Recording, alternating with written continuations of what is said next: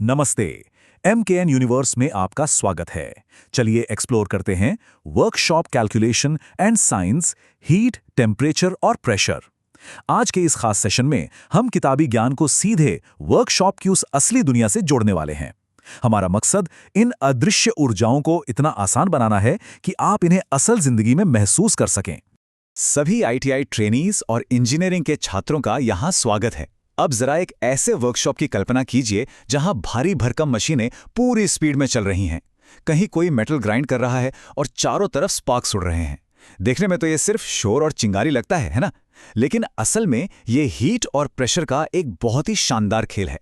और अगर एक बेहतरीन और सुरक्षित कारीगर बनना है तो इस खेल के नियमों को समझना बिल्कुल जरूरी है। तो आज का हमारा सिलेबस कुछ इस तरह है।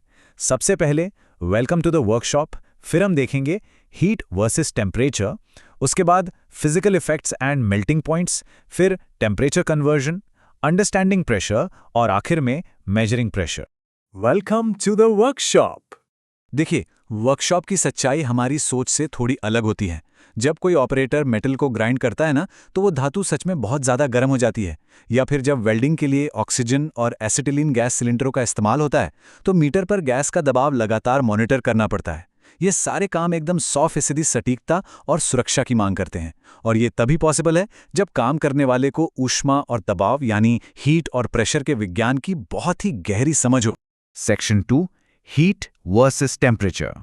अक्सर लोग इन दोनों को एक ही समझ लेते हैं, लेकिन इनके बीच का मूल अंतर समझना बहुत जरूरी है। हीट यानी ऊष्मा, यह असल में एक अदृश्य ऊर्जा है जो हमेशा किसी गर्म चीज से ठंडी चीज की तरफ बहती है। जैसे अगर तेज धूप में एक ठंडी रेत रख दें तो सूरज की गर्मी उसमें चली जाती है। दूसरी तरफ टेम्परेचर यानी तापमान, यह सिर्फ उस गर्मी या ठंडक का एक स्तर है, एक लेवल है जिसे हम आसानी से माप सकते हैं। इस पूरे कॉन्सेप्ट को ना पानी के टैंक के एक बहुत ही बढ़िया उदाहरण से समझा जा सकता है। फर्ज कीजिए कि हीट उस पानी की तरह है जो टैंक में भरा हुआ है। तो फिर टेम्परेचर क्या हुआ? टेम्परेचर सिर्फ उस पानी का स्तर या लेवल है। हम सीधे तौर पर हीट रूपी पानी को किसी टूल से नहीं नाप सकते, लेकिन एक थर्मोमीटर का इस्तेमाल करके उस पानी का लेवल यानी टेम्परेचर जरूर नापा जा सकता है। अब इस डिफरेंस मैट्रिक्स पर नजर डालिए। हीट एक प्रकार की ऊर्जा है जिसे कैलोरी या जूल में मापा जाता है। और ध्यान देने वाली बात यह है कि यह जॉब के द्रव्यमान यानी वजन पर पूरी तरह से निर्भर करती है। इसके बिल्कुल उलट टेम्परेचर सिर्फ गर्मी का एक स्तर है जिसका वजन से कोई लेना देना नहीं है। इसे मापने के लिए हम डिग्री सेल्सियस या फ़ारेनहाइट का उपयोग करते हैं। Section 3, physical effects and melting points. विज्ञान हमें बताता है कि हीट के मुख्य रूप से 3 बड़े असर होते हैं। पहला, वस्तु के तापमान का बढ़ना यानी चीज गर्म हो जाती है। दूसरा, उसके आकार में प्रसार या फैलाव आना। और तीसरा, उसकी अवस्था ही बदल जाना, यानी मान लीजिए किसी ठोस धातु का पिघलकर लिक्विड बन जाना। इस थ्योरी का वर्कशॉप में कितना बेहतरीन इस्तेमाल होता है, ये देखते हैं। मान लीजिए एक मेटल बेरिंग को स्टील शाफ्ट पर चढ़ाना है, तो बेरिंग को पहले गर्म किया जाता है, जिससे वो थोड़ी सी फैल जाती है और शाफ्ट पर बड़ी आसानी से फिट हो जाती है। और कमाल की बात देखिए, जैसे ही वो ठंडी होती है, वो सिकुड़कर शाफ्ट को एकदम मजबूती से जकड़ लेती है। हीट के फैलाव का इससे अच्छा रियल वर्ल्ड एग्जाम्पल और क्या हो सकता है। अब धातुओं के साथ सुरक्षित रूप से काम करने के लिए उनके मेल्टिंग पॉइंट्स यानी उनके पिघलने का तापमान जानना बहुत जरूरी है। उदाहरण के लिए पानी 0 डिग्री सेल्सियस पर पिघलना शुरू कर देता है, वहीं टिन 232 डिग्री सेल्सियस पर, एल्यूमिनियम 660 डिग्री पर, और अगर हम और ऊपर जाएं तो माइल्ड स्टील का मेल्टिंग पॉइंट लगभग 1400 से 1500 डिग्री सेल्सियस के बीच होता है। Section 4, temperature conversion formula. Workshop में काम करते समय एक दिक्कत अक्सर आती है। कई बार ड्राइंग में तापमान फ़ारेनहाइट में दिया होता है, लेकिन हमारे पास जो टूल है वो सिर्फ सेल्सियस नापता है।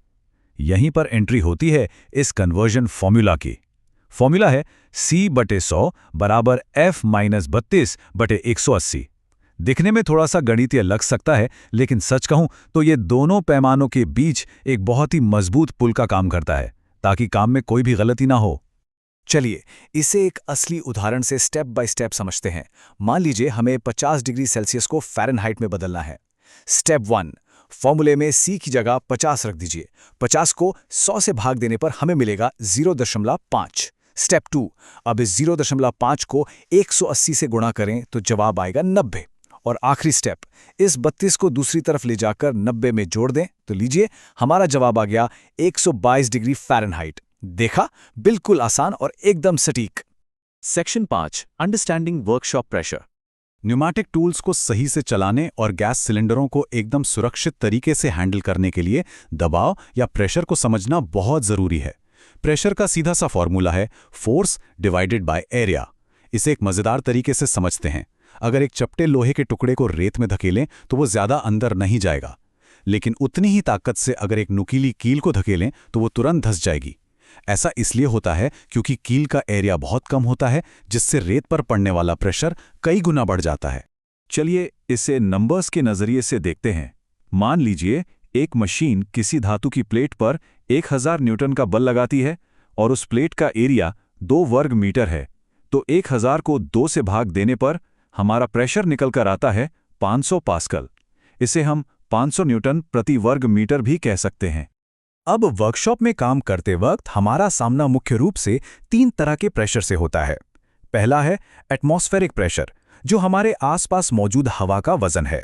समुद्र तल पर यह 1.013 बार होता है। दूसरा है गेज प्रेशर, जो हम मीटर्स पर पढ़ते हैं। और तीसरा है एब्सोल्यूट प्रेशर, जो असल में इन दोनों का टोटल होता है। इन्हें नापने के लिए अक्सर बार या PSI जैसी इकाइयों का इस्तेमाल किया जाता है। Section 6 measuring pressure safely. Pressure को सुरक्षित रूप से नापने के लिए उद्योगों में मुख्य रूप से 2 उपकरणों का इस्तेमाल होता है। पहला है बॉर्डन ट्यूब प्रेशर गेज। आपने ऑक्सीजन गैस सिलेंडरों पर वो गोल डायल वाला मीटर जरूर देखा होगा, वही है। इसके अंदर एक C आकार की नली होती है। जब गैस भरती है तो नली सीधी होने की कोशिश करती है और सुई को घुमाती है। दूसरा टूल है मैनोमीटर। ये U आकार की एक कांच की नली होती है जिसमें तरल भरा होता है। इसका इस्तेमाल ज्यादातर प्रयोगशालाओं में बहुत ही कम दबाव को एकदम बारीकी से मापने के लिए किया जाता है। तो अब इन सब बातों को जानने के बाद एक सवाल मन में आता है, इन अदृश्य ऊर्जाओं यानी ऊष्मा और दबाव को इतनी बारीकी से समझना वर्कशॉप के काम को इतना सुरक्षित और शानदार कैसे बनाता है? तो इसका जवाब यह है कि विज्ञान और असली कारीगरी के बीच का यही वो पुल है जो एक साधारण थ्योरी को एक बेहद सफल प्रैक्टिकल में बदल देता है। इस PDF के लिए कृपया डिस्क्रिप्शन चेक करें। तुरंत और अधिक अपडेट्स के लिए चैनल को सब्सक्राइब करें। आप सभी का बहुत बहुत धन्यवाद।